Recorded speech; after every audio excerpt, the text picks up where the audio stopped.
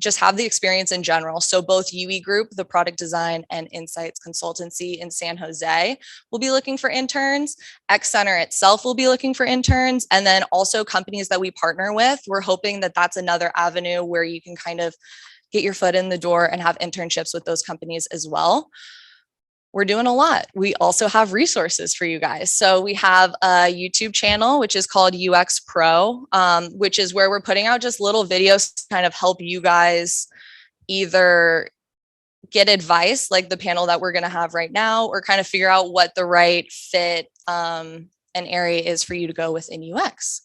So that's kind of what we're doing with the space, but enough about that. Let's get to the panelists. So let's meet our speakers today, and we'll just kind of go down the line here and leave a little space for Sarah to introduce herself too. And yeah. All right. Well, thanks everyone for coming out. Also, hi Sarah, good to see you virtually. So my name is Hunter. I work remotely for a company called Agency Root, and there I work as a product analyst, but that doesn't really capture everything I do. I do a ton of stuff because it's a startup. We've got actually only 6 employees total, right? So we're all really busy across the board. So that's really cool. I like the variety that it gives me. And then, oh yeah, I skipped probably the most important part. I graduated last year, actually last May from Purdue in UX. So yeah, but it's good to see you all. So thank you for coming. Hi, it's really nice to see many familiar faces. I'm Eleanor Hamilton. I graduated last May 2021, and I work at Boardable, which is a nonprofit board management software company in Broad Ripple. Mm-hmm. Oh, do you want me to go? Yeah. Okay. Well, this is funny. I'm looking at myself while you guys are looking at me. I'm Sarah, as you guys heard. So I work at UE Group. I don't know how much you guys have gotten already from Danielle, but I've been with UE Group for a little over 2 years now. I started as an intern the summer before my senior year. I first was introduced to UE Group from an Experience Studio project, so that was pretty exciting. And yeah, I graduated May 2020, which already feels like a lifetime ago. Hi. Sorry. Hi, my name is Wave. I work for a company called Structural, and basically what the company does is we make software to help people be like connect to each other internally and be, I guess, like have opportunities within a company more accessible to their own employees. I graduated in May 2020. Hi, I'm Cassandra, and I work for DMI, which is a software consulting company based out of Indianapolis, specifically as part of the digital strategy department. We call it business units, but department is probably what you guys would realize. As a UX designer, I wrapped up in May 2020, and I've been working at my current position for about a year. So excited to see all of you. Cool. Not a Q&A. We're going back to this. All right, cool. Thank you guys. So before getting into kind of what actually working in industry is like, I figure we would start from the beginning. If you guys could put yourself in the mindset of actually searching for internships, searching for jobs. So how did you go about finding the internship and come to be at the company that you're at now? Was it something online? Was it something in person? What did that look like for you? Yeah, so how I found internships and how I found my current job are actually kind of two different things. So my internship I found through LinkedIn. Like literally, I would just like occasionally search like UX internship and see what would come up. And if something sounded interesting, I would like apply to it. And so I got pulled in for that for an internship. However, and then after my internship, I was given a full-time offer to come back. And so originally I was like, thought, okay, internship went well, got a job offer, cool, I'm done. But then one day I was actually in golf class up at the golf center, and my friend texted me and was like, hey, the computing career fair is here today. And I was like, yeah, I know. Like usually they're just hiring like software engineers or, you know, computer science majors. And so I was like, I'm not going. Also, I'm in golf class right now. So no, and almost sweaty. So, but he was like, and he had graduated and he was working as a software engineer. And so his company brought him back to help recruit.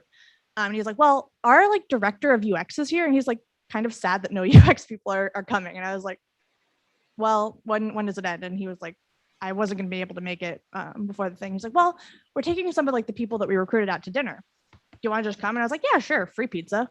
I'll take the free pizza.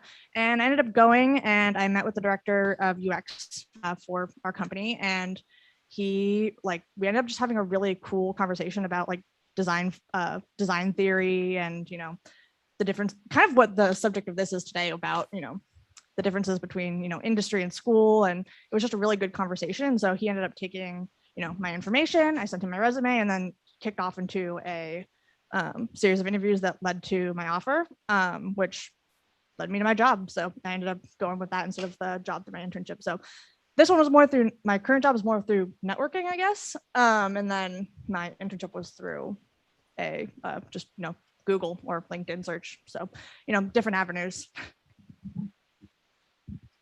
So for me, I got my internship through a in-person, I guess like info session. Yeah, and so like it was actually funny because they weren't advertised to be hiring for UX, but then I ended up going just to listen to see what they were doing, and they ended up talking about having this like new UX interest, and I was like, wow, okay, so maybe I could talk to them, and then I ended up getting an internship there. But for my job, I just applied through like LinkedIn or like Indeed and all of that. Do you think you were firing out a lot more applications, or was it kind of like that first one you just landed? Oh yeah, I Okay. applied to like, I had a like Excel where I kept track of like how many places I applied to and how many I heard back from. Okay. And so it was a lot. I think I heard back from maybe like 20% of the companies I applied to. So sometimes you just have to keep applying. Same with my internship.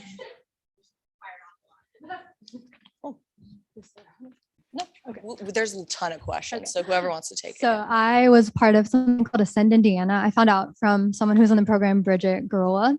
And so Ascend Indiana connects you with internships or jobs in Indiana if you want to stay in the state. And so you'll have like an initial interview with a recruiter, and then they advocate for you and look for jobs for you and send them your way.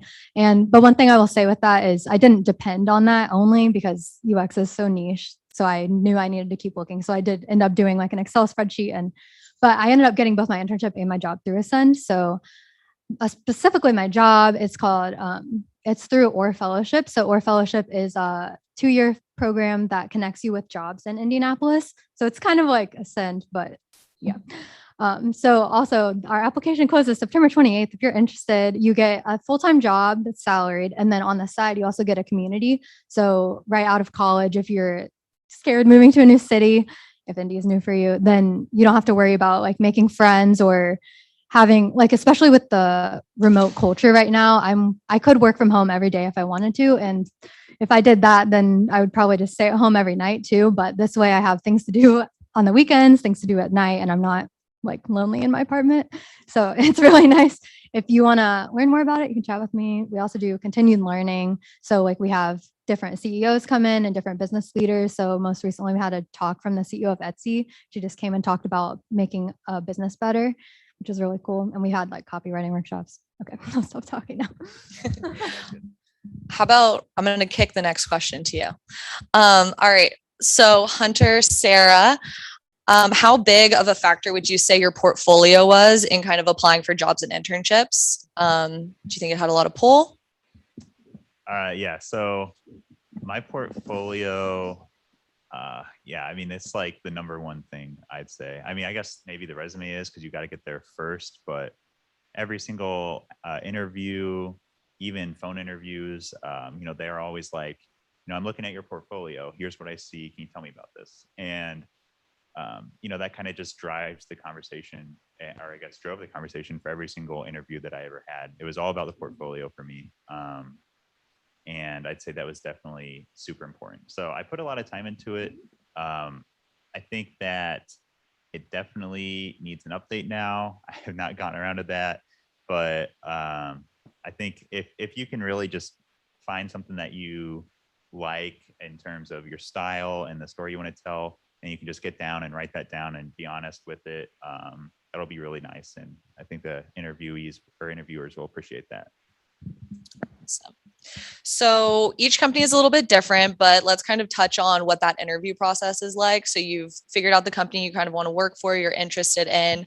Can maybe one of you tell me just, what were the interview experiences like, and how was that interview structured? I can go.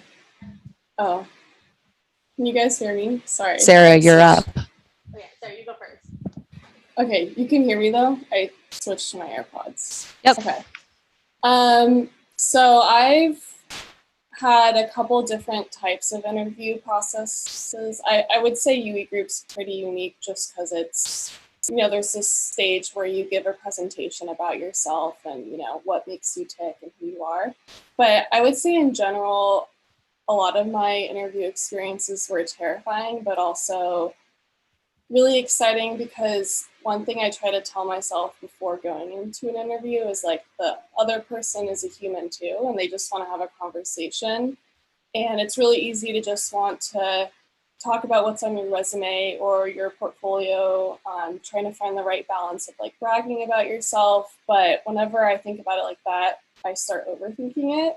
And it's really just, they want to see who you are and what you'll bring to a team and, what kind of culture you'll bring. So I try to focus on that aspect of interviews. But I would say UX in general, a lot of the interviewers are pretty chill because this industry tends to be more, humanistic. So definitely a plus.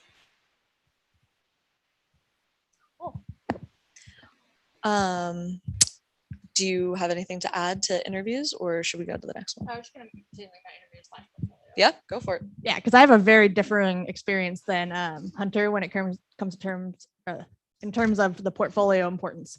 I have never in my life had a portfolio website that was actual. I mean, like the one that you need for studios. Obviously, I always had that one. I've never submitted a website portfolio to a company. I've never maintained one. Never submitted it to a company. However, here's the thing. That doesn't mean that I haven't shown my work. A big thing for me was always, so my interview process, I'll explain it this way. So in both companies, basically how it would work is, you have that initial interview where they just kind of are, seeing if you're a fit, you're seeing if they're a fit, chatting. Again, that's how I would recommend if you're, trying to figure out an internship. Remember that it's a two-way street. It's like dating almost. Like you're trying to see if you're a fit. They're trying to see if you're a fit, you're trying to see if they're a fit. And so a good interview will feel like you're just having a conversation and figuring out if you like share values. And that's how I knew that I liked my company.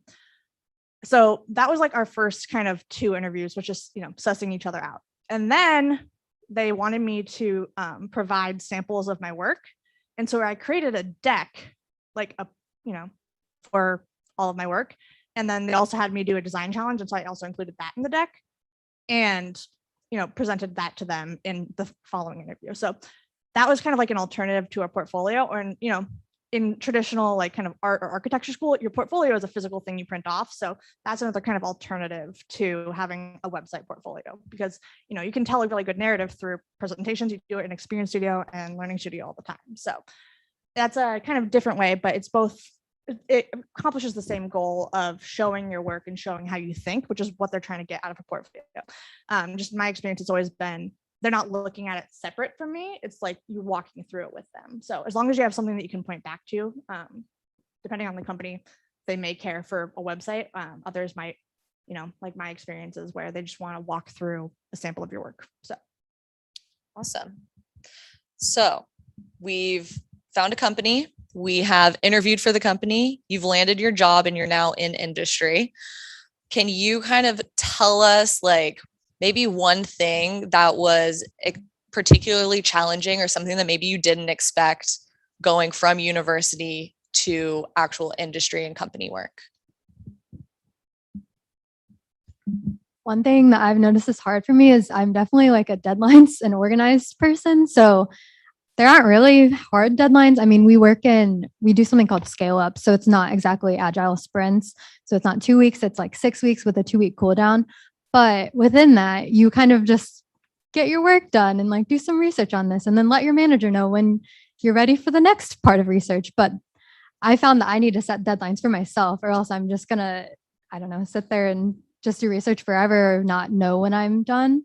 So it's, yeah, just set boundaries for yourself or ask for those deadlines if you recognize that you're that kind of person. And I feel like work in general is advocating for yourself. Like your manager is not going to read your mind and know your personality and your work style. So just being able to communicate that. And you can figure that out right now in Experience Studio on your teams. So that's super helpful. I would just pay attention to that.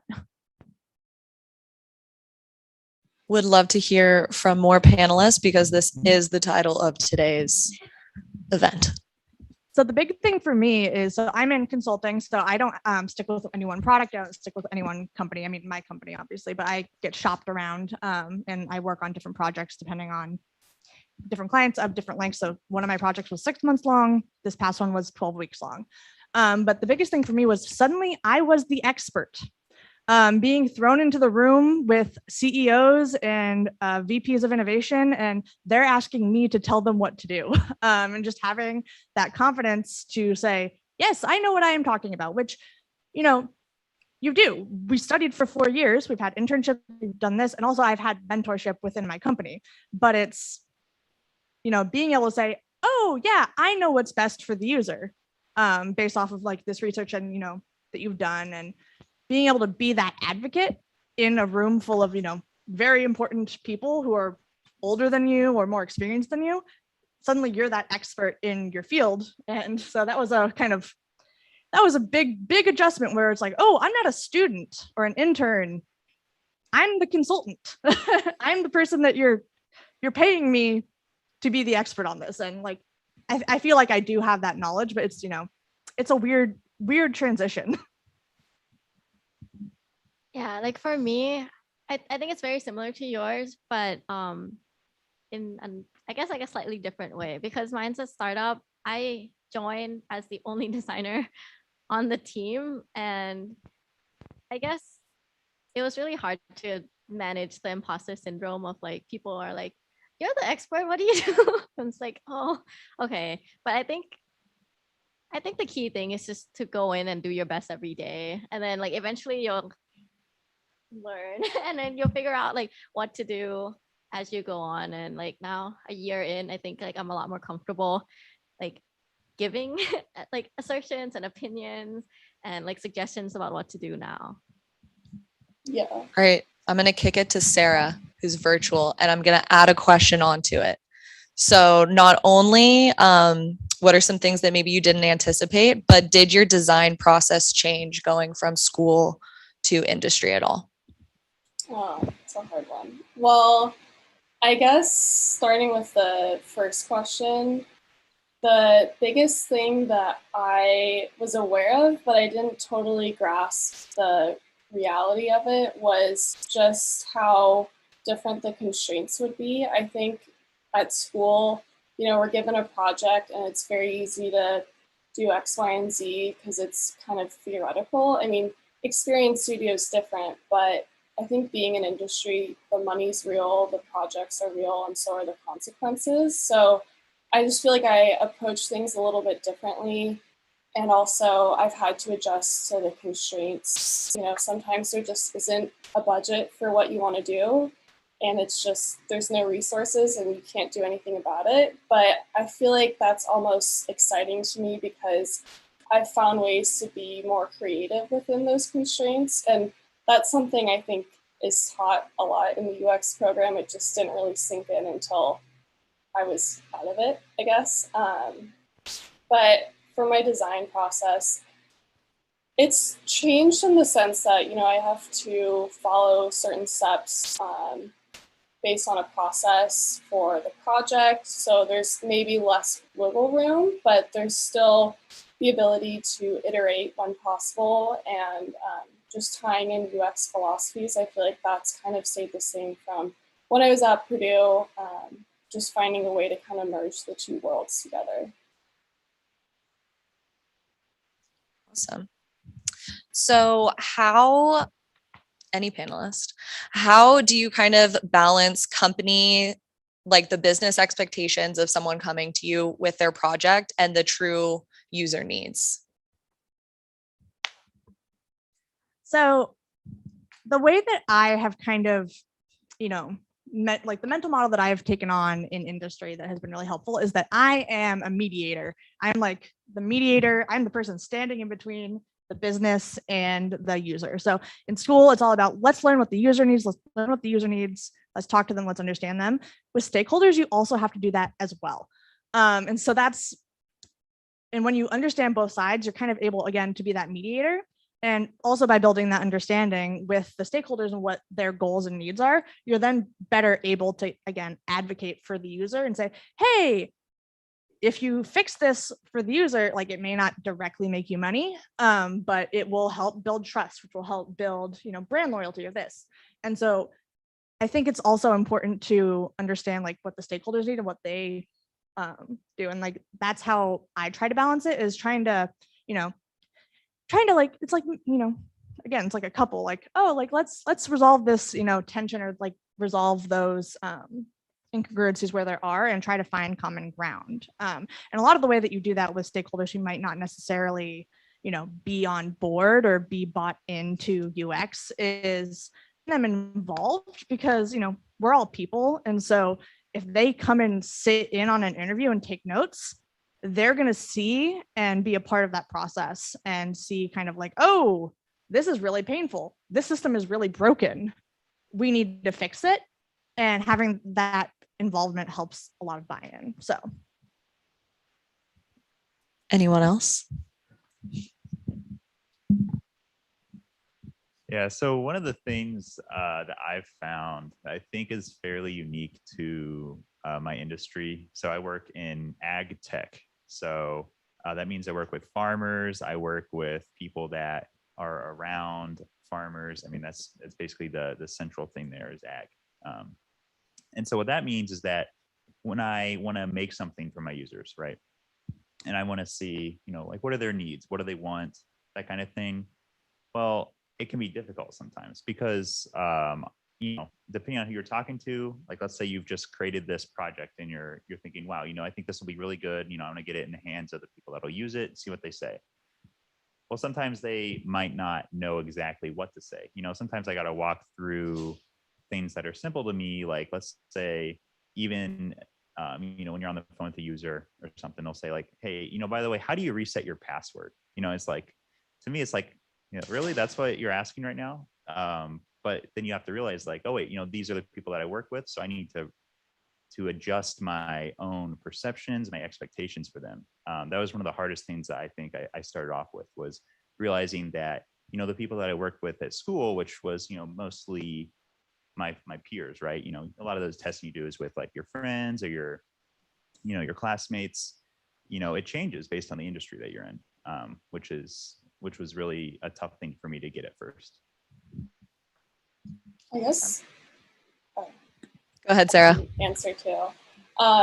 This is pretty similar to what Cassandra and Hunter have already said, but the way I approach it is, this is where research is essential. So even if you haven't necessarily had the budget or the scope for research, you can still do, research here and there just to say to the company, like, this is what it pans out to. And it's our job to articulate and translate the user needs into business goals and find that common language, so that the requirements and the stakeholders, they kind of see it as a benefit to the product overall. Because it really is. I mean, we know that, but sometimes it just takes some convincing and understanding on their part. But at the end of the day, I would say also from a consultancy standpoint, it's the company's money. So, it's the client's decision. We can try our best to persuade them of what we think is best for the user, but, you can only do so much. But not to be pessimistic, because I think progress still starts somewhere. If you don't push a little here and push a little there, nothing's going to happen. And so if the change isn't now, or it's not dramatic and a total redesign, it doesn't mean that it won't eventually get there someday. You just have to do what you can with what you're given, because yeah, only do so much. Awesome. So thinking about the softwares that you guys used when you were at Purdue, and then the softwares that you're using now in industry, are there differences? Are there new things that you had to learn, or are they kind of the same? Well, I guess I can start. Ironically, mine are exactly the same. We love to see it. Yeah, right. My company uses Slack and I use Figma, and it's just like job done. Apart from that, I mean, even stuff like Google Drive, right? I mean, for me, there's really not a variation. So I think hopefully someone's got a little bit of variation here. We can just go down the line too. Okay. Yeah, I use Slack, Figma, Miro, and then we use our own software. So it's called Boardable. It's for like boards if you have like emails and texts and you would get them all it's kind of like Slack, but for boards, but different. It holds documents and stuff. So we use that for meetings, but pretty much like our design tools are the same, which is really cool. Boardable.com. Check them out. Sarah, how about you? Remote. So instead of Slack, we use Microsoft Teams, but I've actually grown to love Teams, especially compared to Zoom. But I would say the only adjustment is I used Figma a lot at school, and instead of Figma, we use the Adobe products, so like XD and Illustrator. And now I feel like I'm a little rusty on my Figma skills, but nothing drastically different, I would say. Mine's pretty much the same too, except for instead of Figma, I use Sketch instead. My UX motto, favorite phrase is "it depends." So again, I'm in consulting, so I have a different client every week, and we use what the client tells us to use or what they are currently using. So if they tell us to use Microsoft Word, we'll figure out how to make Microsoft Word work. Most of the time, we also have our own internal tools. So if they have nothing and they're like, I don't know, we don't care, we'll use our internal tools. So a lot of times we do use Figma just because it's collaborative and that's really nice for teams. But depending on the stakeholder, I've used, Adobe XD, Illustrator, Sketch, Balsamic, whatever kind of they ask us to use. It's kind of just dependent, but the tools really don't matter very much. They all I get rusty on one. If I for example, I've been using Figma on my past 2 projects. So if I had to jump back into XD, I'd have to get, back into it, but they're all pretty similar. And that learning curve isn't super high. So I wouldn't worry about it too much. Most of them are pretty similar, and, you can Google shortcuts and things. Mm-hmm. All right, this is another rapid fire question, just kind of going down the line. Thinking about the UX program at Purdue specifically, what aspect do you think benefited you the most in industry? You only get one. Flexible thinking. So being able to, figure out, ask the question about okay, what is this problem and how do we best attack it? And that is something that you can't get a YouTube video for. You can't figure out hey, which method should I use for this particular problem? Or what types of questions should I ask to get the answers that I need? You can't YouTube that. I mean, you can get some experience with that, but I think the hands-on nature of our program at Purdue really prepares you for that. And that's what, after my interviews, once I started my job, they're yeah, that's why we picked you. That's why we liked you, is because, we can't teach you how to think. We can teach you how to use Sketch, but we can't teach you how to think. So I basically had the same answer, just basically teaching me how to think and solving problems depending on the context. I feel like that's the most valuable thing that I think any program can teach you. And I think this program does it really well. I would say all the group work and all the experience working on different teams, because in industry, you're always going to be working with engineers, developers, people who don't necessarily speak your language, and just having the ability to communicate effectively with them and get your ideas across clearly is very important. So we have a ton of experience with that. I think for me, it'll be all the times I had to interview someone for a class project. Learning how to talk to people that was big for me. That was not something I knew going in, and knowing how to talk and how to get answers and how to, even just be friendly, which, sounds kind of funny, like, oh yeah, it's easy to be friendly, right? But there's like a certain nuance to it when you're interviewing someone, and I think that helped me a lot. Sarah, what about you? I'd kind of add to the whole communication aspect. I would say the biggest thing, see myself, the biggest thing that was really helpful throughout the different studios was storytelling.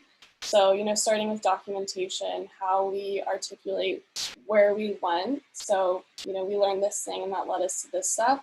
That's a really hard skill to teach, just like flexible thinking. And it's also a really hard skill to find. I think a lot of people, you can have a great product or a great end project, but if you can't really talk about it and make the listener understand what you went through, then it's not really as impactful. So I think just the different experience studio projects and having tons of presentations was really helpful, because you can only get that from experience and doing it over and over again.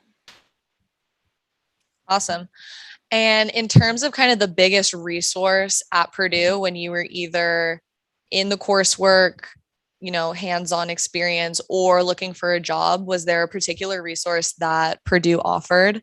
I know X Center didn't exist when you guys were there, but. So when I was here, one thing that I think was also sponsored by UE Group was the hackathon. Mm-hmm. And that was the first time I ever interacted with people in that weren't in UX on a technical project. So they had to communicate with me, like, this is what I can do in this short period of time. And that was something that was very unique to that, but also that did help me. I use the CCO handbook for resume verbs, and then also they do free resume consulting. Oh, I don't have a good answer to this. I would say just taking advantage of the professors and the people in the program. I've already said this in the past for events at Purdue, but I think I didn't really realize how much of a resource the people around you are, even for just moral support, confidence. Like, you can't really get a lot of those things elsewhere. And so I think relying on the people around you and the professors in the UX program, I miss them. I don't think I have a great answer. We don't, yeah. So I have like two answers. The first one that like immediately popped in my head when she read that was Colin. I was just like, no, and the professors in general, but I was just thinking about like crying in Colin's office hours, specifically. That's a great resource. Or, your professors, they're great. They're here to help you. They care so much about you as an individual and as your growth, and they want to help you. So if you have questions, if you just need to like chat through, they're very busy now, there's so many of you, but if you need to chat through something and like think through like career moves, like reach out to them, because they're a resource for you. Another big thing, and I read this book, like reference it a lot, and I think their books in I think it's Studio 4 for undergrad, but it's Orchestrating Experiences and This Human. Orchestrating Experiences is like really good for like strategic thinking and like running a project, like more practical. This Human is more about like how to be a designer. Those two books, I reference them a lot. One of them more just like for me as a designer, and then other for like actually running a process. So the books that I use all of the textbooks that we get, like that you're required readings. Awesome. I also go back and look at Perusal, because you can still access it after you graduate. Fun fact. Yeah, you can see your comments too. I definitely do the same. So I don't look at those.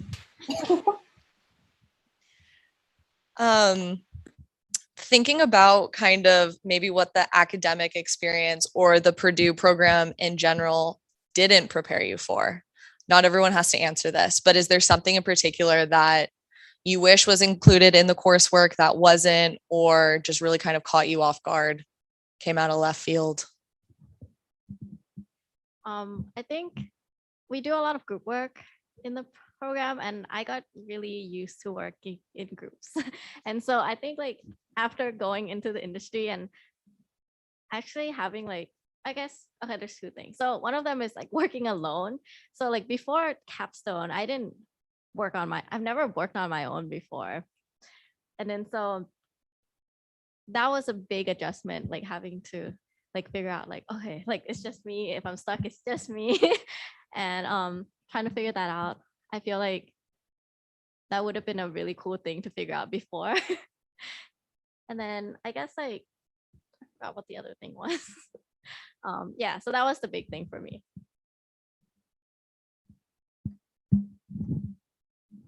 So I gotta say, definitely the same thing.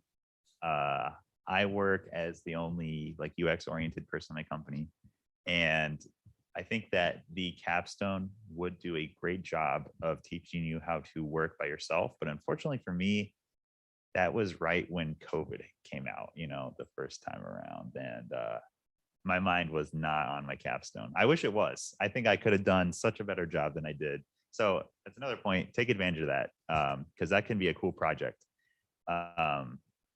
But I think an additional opportunity to kind of learn how you work on your own, apart from the exercises and things like that, which even then you have some group ones. I think that'd be cool. I think that'd be good.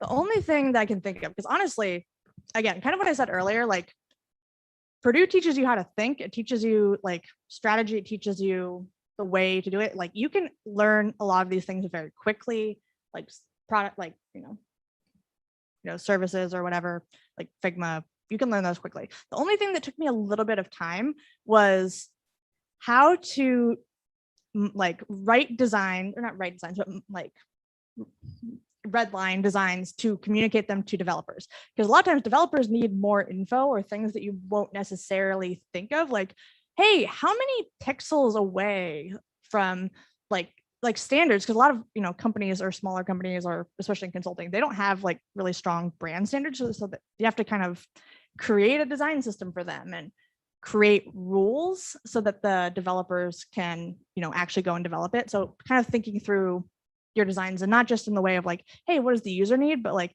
how do I now communicate these designs, and also think about the development lift when designing, because sometimes you'll be like, hey, this is the ideal design, and they'll be like, yeah, that's going to take us 5 sprints to do. Can you simplify it? And I'm like, okay. So thinking through like, okay, how much time is this going to take from a development standpoint? Like, it's not necessarily always your job. Like that's what if you're working in like Scrum, like your product owner or developers are there for, but just having that in the back of your mind is not something that I ever thought about while I was in school.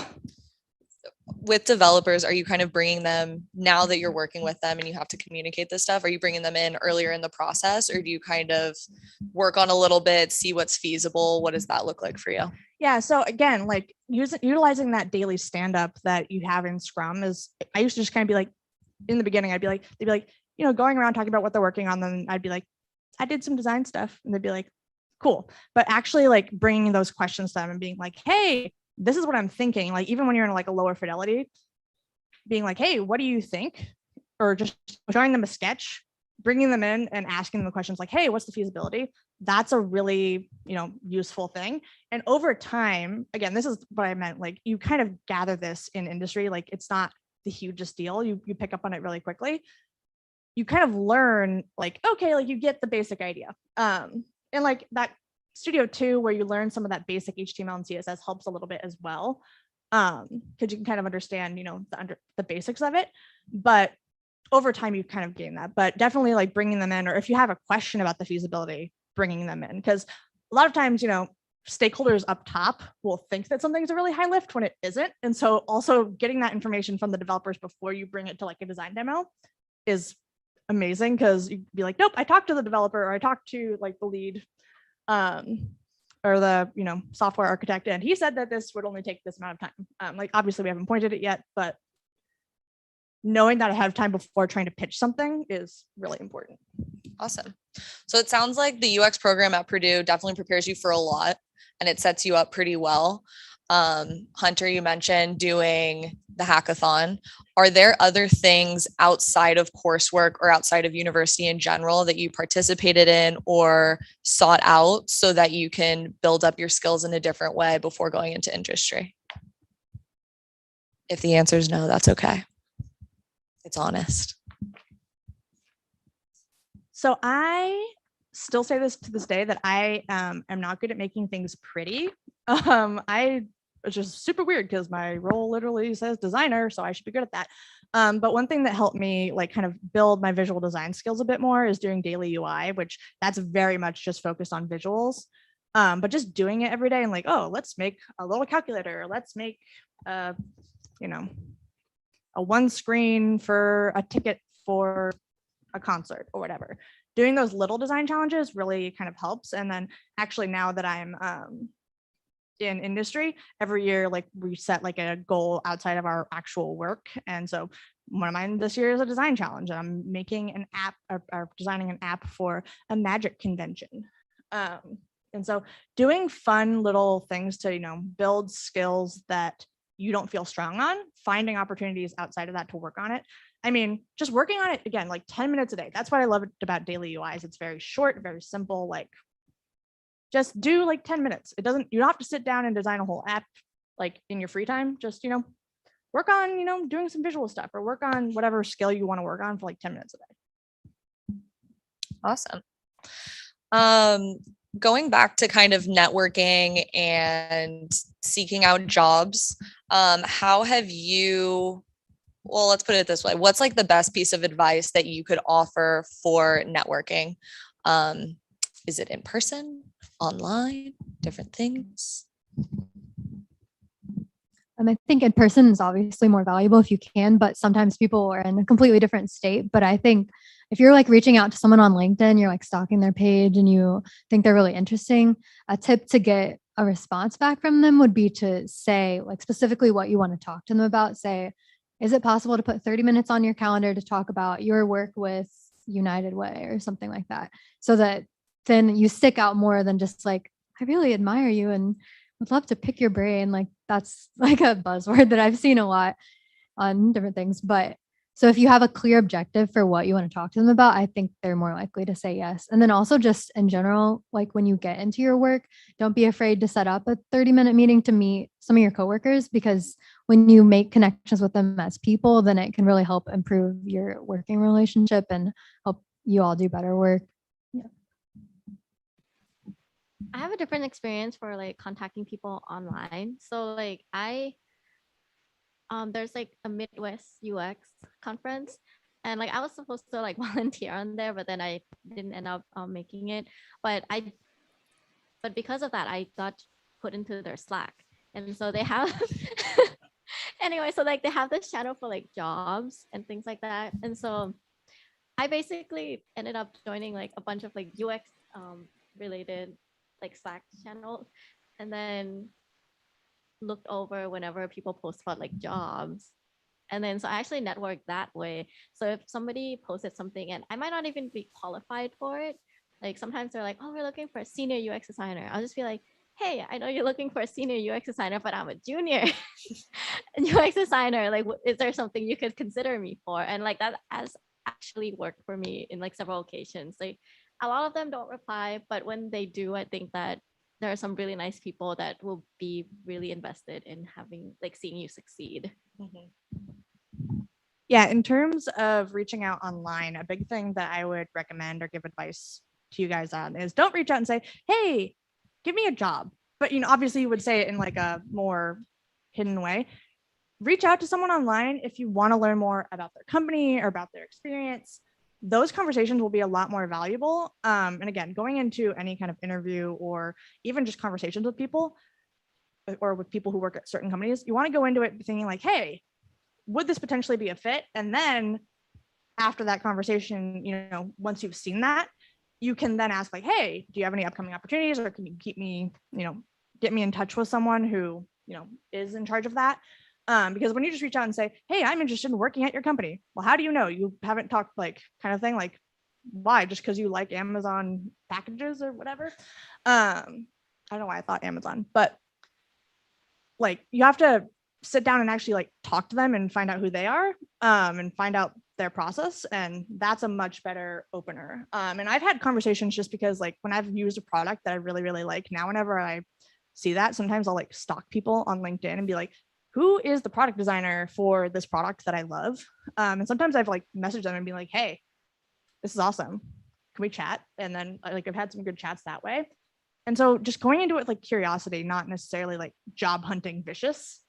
Kind of what you were saying too, where it's like, don't say I want to pick your brain. Like go into it being like, hey, I want to talk about your company culture. I want to talk about your approach, your company's approach to design.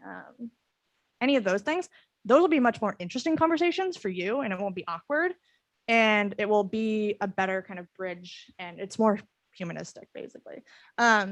Also, second tip on completely unrelated note with networking, this is weird to think about, but your friends who maybe aren't even in UX can be an opening, which is weird to think because like, you know, you might have a friend who's a year older than you and they graduate and they go work at this company. That is still your network. Like it's weird because you're like, my roommate Chad, like why would he be a reference? But it's like, oh no, like he's working at this company that's cool and he can connect me to a recruiter. Like that's how I found my current job, was like through a friend of a friend. So remember that the people around you are also part of your network, and that's a way to build your network is through not just people within UX program, but you know, friends elsewhere. So Like one quick thing is also like, I guess like one thing I realized is you need to network like really early on, because like if you network when you need a job, that's too late. Like you should network like way before you even need a job, and then like build that relationship beforehand, because it's a lot harder to like just go in and be like, hey, I need a job. Yeah. I think a lot of times people are open to helping. Like when you're reaching out online, you're having curiosity, you're trying to network. Majority of people are open to having those conversations. Sometimes you're going to apply to a bunch of jobs and you're not going to hear back. What is that experience like, you know, with these spreadsheets that you're just firing off resumes to and you're not really getting any responses? Did you change your approach, or did you just have that same resume and shoot it off to 100 and the 101st company said yes? Not that it was 100, but yeah, okay, well, to a degree, yeah, I just, you know, quantity, you know, statistically, one of them is going to reply. No, not necessarily, but I would say, again, kind of going into that, where if you're reaching out to someone, asking about their culture, asking about, you know, asking questions that you actually want to know going into a job, like, hey, what does a day look like for your work? I know in, you know, Studio 4, you had to like interview a practitioner. That was actually a really good experience for me as well, because I, you know, that was actually one of those times that I like creepily stalked a product that I like. And I was like, hey, can I talk to you? I have this like assignment. And through those conversations, that allows you to figure out, okay, so this is the way that they work. Let me tailor my resume and my experiences to them. So I think firing off is okay if you actually take some time to know that, oh, is this even a fit for me? Like do a cursory understanding. Like read through the actual job post, you know, see what they're looking for, even if it's not like they're saying 2 to 4 years of experience for this entry level position. Read through it and see what they're actually looking for like job requirements. And if you seem like you actually, you know what you know what they're asking for, then that's, you know, then go ahead, fire off. But that's the minimum that I would say. So that's the big thing, and the biggest mistake that I think I made was, you know, just again, shooting off the same resume or shooting off just anything that said UX intern or UX designer.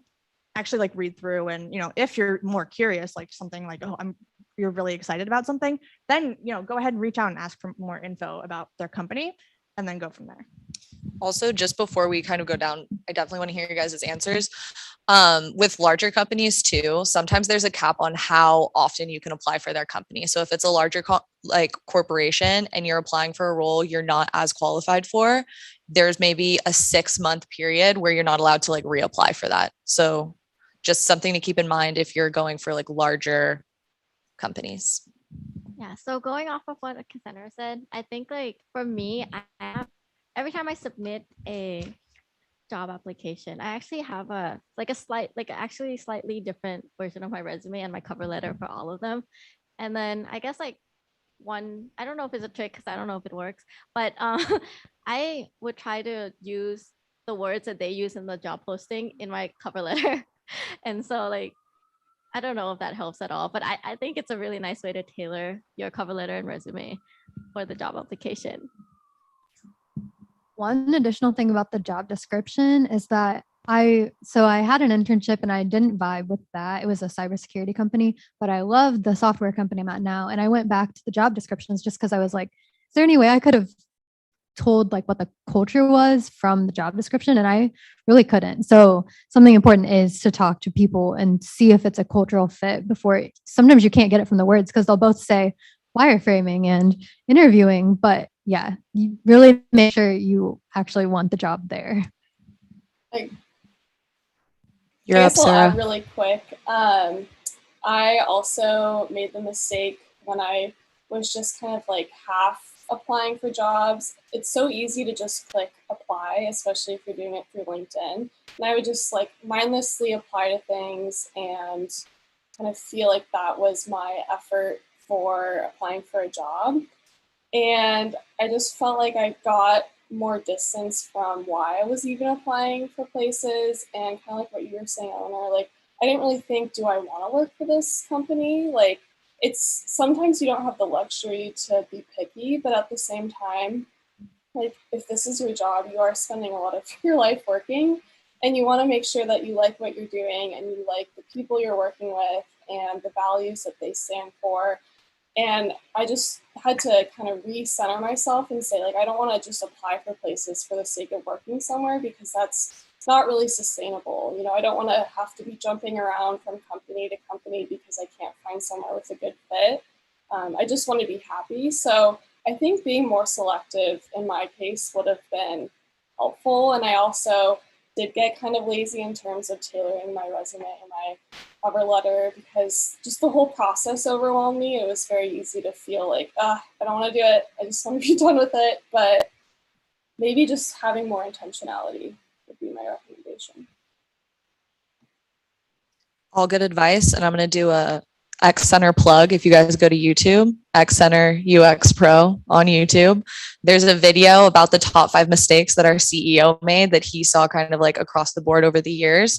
These are definitely on there, but there's a couple others that I can't think of off the top of my head, but I know they're different. So go check that out. Okay, so we're coming up on the time before we open it up to Q&A. Let's kind of do just like one last question here. For continued learning after school ends, I feel like when you're in industry, you're continuously learning, especially working at agencies and doing different things all the time, or startups, whatever it is, you're constantly learning something new. What types of things are you doing maybe outside of work, if anything? Okay, yeah. So one of the things that I've done recently is going back and I guess continuing the learning that I already learned. I just look at the books that we got.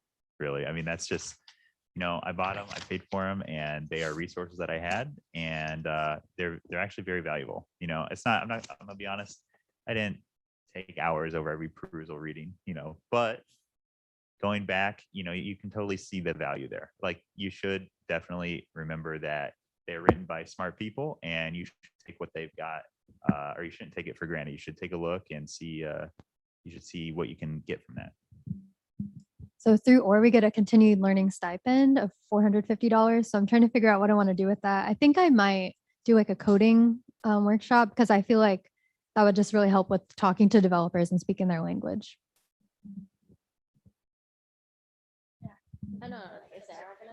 Oh, I don't have a good answer for this one.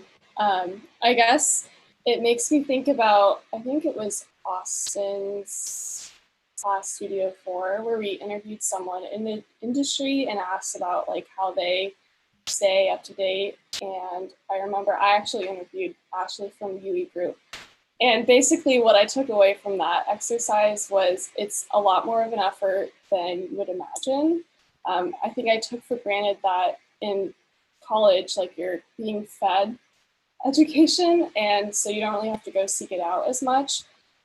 But now, working full time, it's still good to keep your eyes out there, and also other designers at UE Group have good resources. So I think just kind of being curious and putting yourself out there to find different resources. But I also reference the perusals and books a lot, just like you said, Hunter.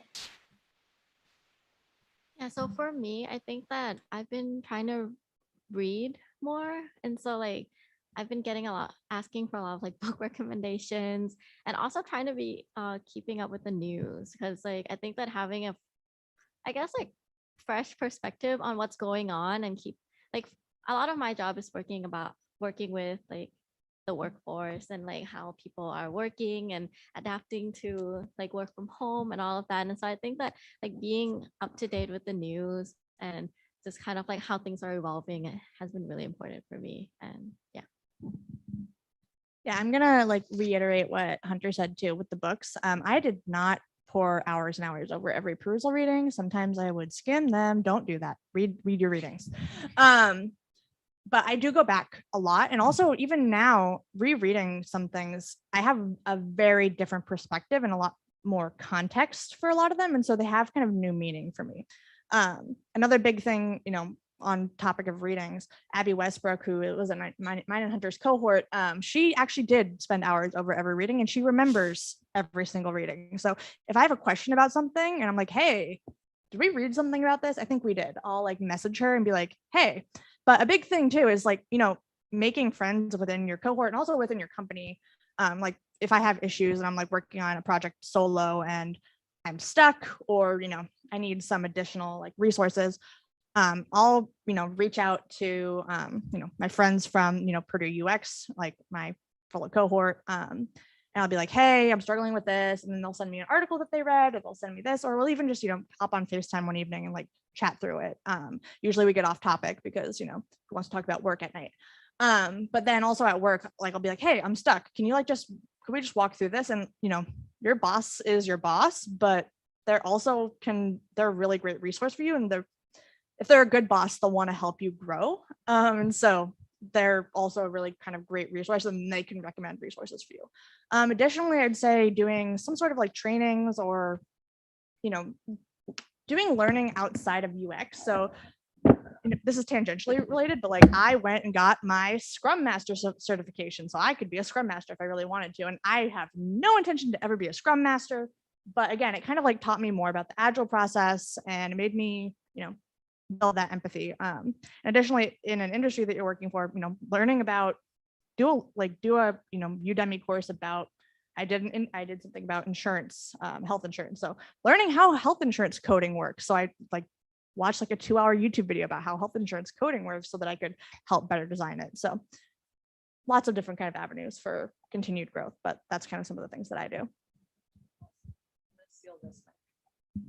Okay, so now we're going to open it up for not meeting the panelists Q&A. So after kind of hearing those questions, those answers, are there things you guys want to know? Or did we answer it all? Yeah. Okay, I'm going to bring the mic over.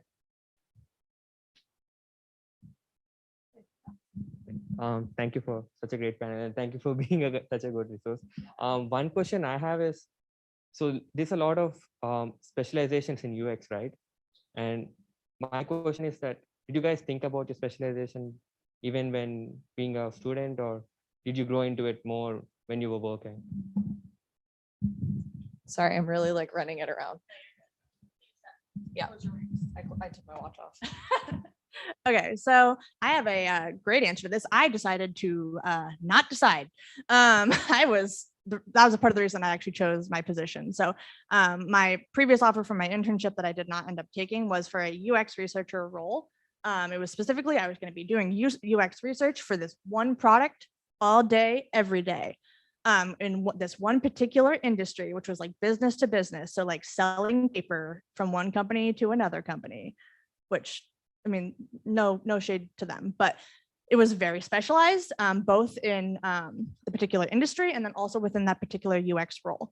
And so the the route that I ended up going was specifically UX consulting, which is a little bit different from agency work. Some of my friends who work at agencies, sometimes you will still specialize in that one dimension of like, oh, I am a UX researcher, and that is like what I do within this agency or within this consultancy or contracting. There's a lot of different words. Every company kind of does a little bit differently. But in my particular role, and the reason that I chose my company was I am a UX consultant. So one of my projects, I was pushing pixels. All I did was UI design. And I did that for 2 months. And then this past project that I was on, it was all strategic. We did user interviews, we did workshops, and we, provided customer journey maps and those things at the end. And so kind of my role has, and then one project, I was basically a product owner, not really doing design. So getting kind of that broad experience. And I also in consulting work in different industries. I've worked on the power grid and health insurance and life insurance and car auctions. So not having to choose was the reason that or not having to specialize right away. I did think about my specialization a lot coming up through Purdue. Like I always thought that I kind of leaned more towards the UX research side or UX strategy. And again, you can't really be a strategist until you've been in industry for a while. Like you can, help and you can gain that experience, but you can't go out and be a UX architect from day one. But that's where I thought that I was leaning. And I still do lean more on the strategic or research side. But being able to grow my skills early on in my career was really important to me. So growing both, visual design all the way up through research, for me, that was important early on in my career, but I was thinking about it. And if coming out of school, then yeah, go ahead and specialize. But for me in particular, I kind of chose not to choose. I would echo that. Sorry, I also got very stressed out while being in college about what I wanted to specialize in, because I just liked a lot of different aspects of things. And I was always envious of people who were like, yeah, I'm going to do graphic design. And that's like what I'm really good at, because I felt like I could find aspects of every specialization that were intriguing. So that's another reason why being at a consultancy was really desirable, because like even, I haven't been out of school that long, but I've been able to work on a variety of projects with different industries, but also stepping up to take different roles. And I also have the flexibility, if I want to work on a certain skill, to kind of begin a project like that. So it's definitely a lot of like forcing yourself to try new things if you can't decide. I don't really expect to have a clear answer on what I want to specialize in for 5 years. I just feel like sometimes it's not feasible. I want to try a lot of different types of projects and see what calls to me the most. So don't be afraid if that's how you feel, but also answering kind of the question in the Q&A. If there's an industry that has really specific skills, I know it's hard to feel confident applying for a job that you don't have the same qualifications for, but a lot of times what recruiters are looking for is kind of like the secret ingredient. So, like Cassandra said, you can learn how to use different tools. That's very easy to do. You can learn how to use Excel or use a specific animation program, but you can't learn how to be a dynamic thinker or how to problem solve on the spot. So if you feel like you're like struggling to learn those specific skills, if you're talking to recruiters, just emphasize that you do have those skills that can translate into any industry.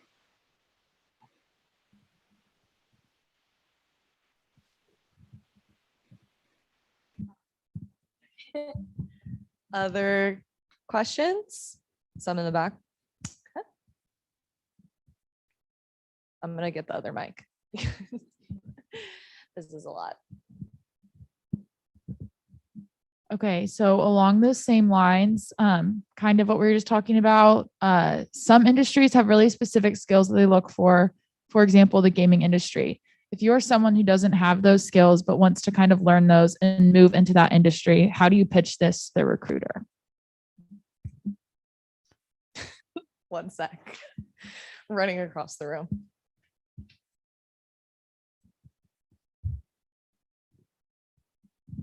This is particularly relevant to me because I am a gamer. I love the game, and that was what I wanted to go into.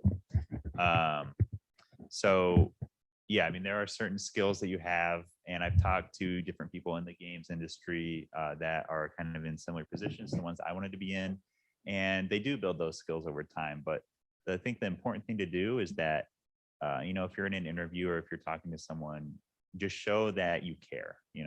I mean, that's it. You got to show that you're passionate, that you care, and that you can work your way through whatever skills they want to teach you. Because I mean, they don't really expect you for the most part to understand every single, little technical ability that you need to have.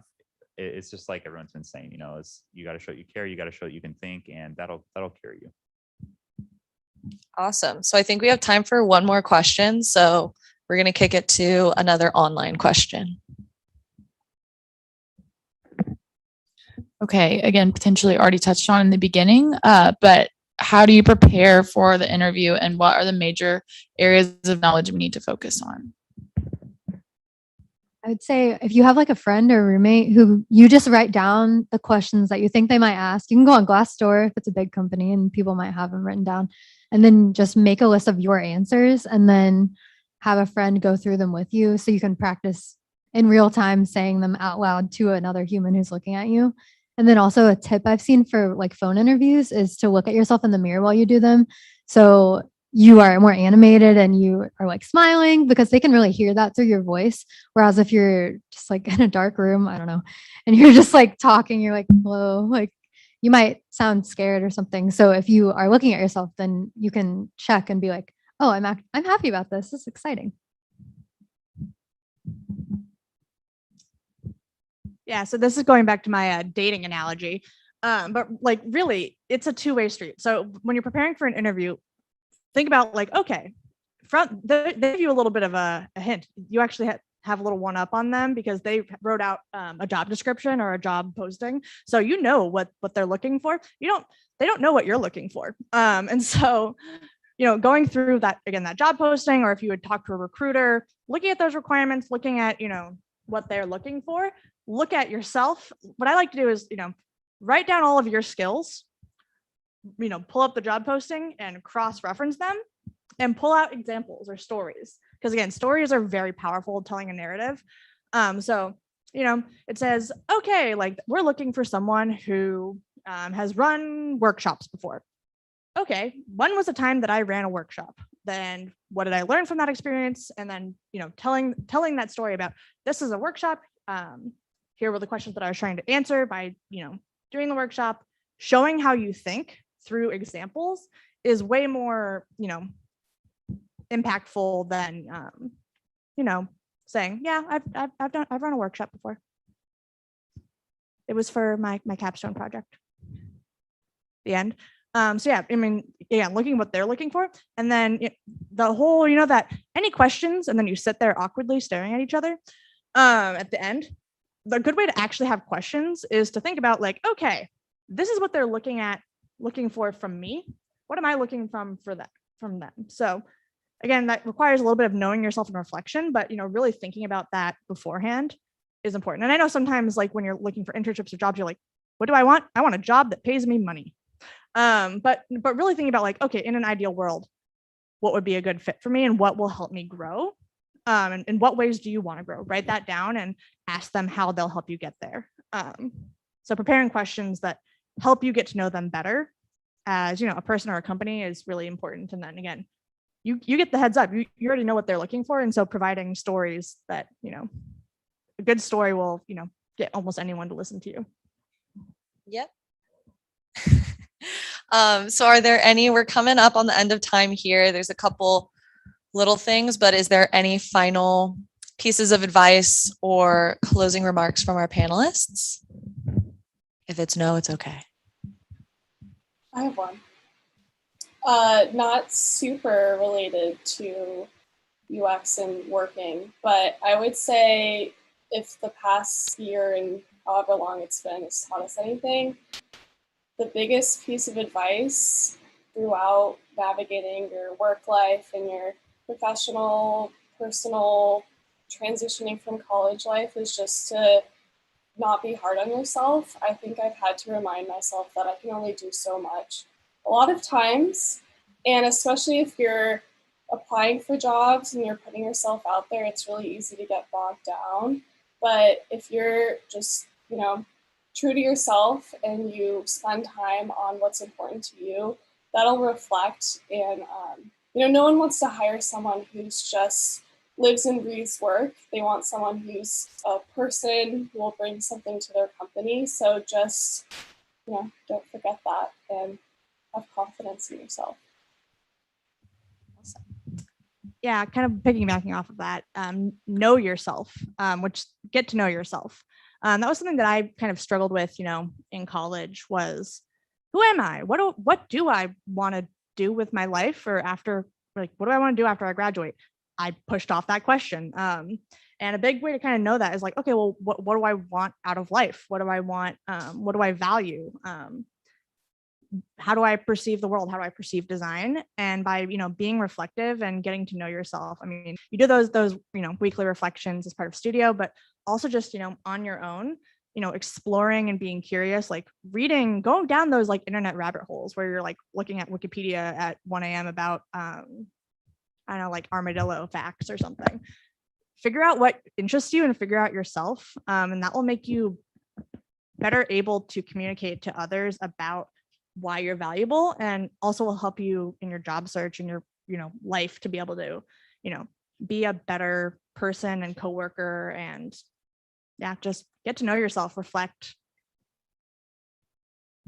I guess like piggybacking off of that, I think one valuable thing that I have learned is figuring out like what motivates you as a person. Like I think like that has helped me like not only like narrow down like what type of jobs I want, but like also like the type of companies I want to work for. Like there's different, I guess like an example of something that could be a motivator for somebody is like I'm motivated by like the impact that I make. So I know that the type of product that the company I want to work for would have to be something that I feel has the potential to be like really impactful to the people using it. And so like that's one thing that I think is worth figuring out. One quick thing is we've already touched on it a little bit, but advocate for yourself. So when you know yourself, then you know what you want and what you're craving and what you're not getting. So one thing that's going on right now is like, I don't feel like I've talked to customers as much as we did in Purdue UX. We like interview all the time. We do usability testing all the time, but I haven't really done much of that at all. I've just done a lot of secondary research, and I'm really craving talking to our customers and getting to know them. So I brought that up a couple times, and I'm going to get to, but if I had just sat there and been upset about it, nothing would have happened. So don't be afraid to like advocate for yourself in that way. I think I'll say don't value yourself based on the results of your schoolwork or, how many times it takes you to get that first internship. I mean, it could come like this year, it could come next year. I mean, it doesn't really matter, because at the end of the day, you're here and you're learning and you are doing a good job. So I think that you just got to keep going. And as long as you're putting in the effort, the good things will come. I love the positive note, and we're going to end on that one. So I just want to thank you guys all for joining the event. Thank you so much for coming, to the panelists, to the attendees, everyone online. We're going to be sending out a little brief survey. We would love to know from you just what we could do at X Center that would be valuable to you, whether it's your internship hunt, your job hunt, skills you want to gain outside of the UX program, all of that type of information. And we'll also include emails for internship opportunities and other links. So thank you all so much for coming, and please take some more pizza because there's more left. All right. Have a good night.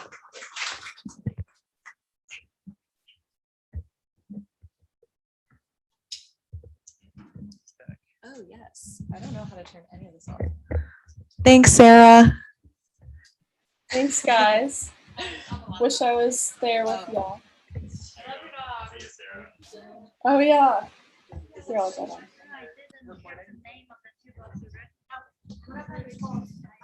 This human.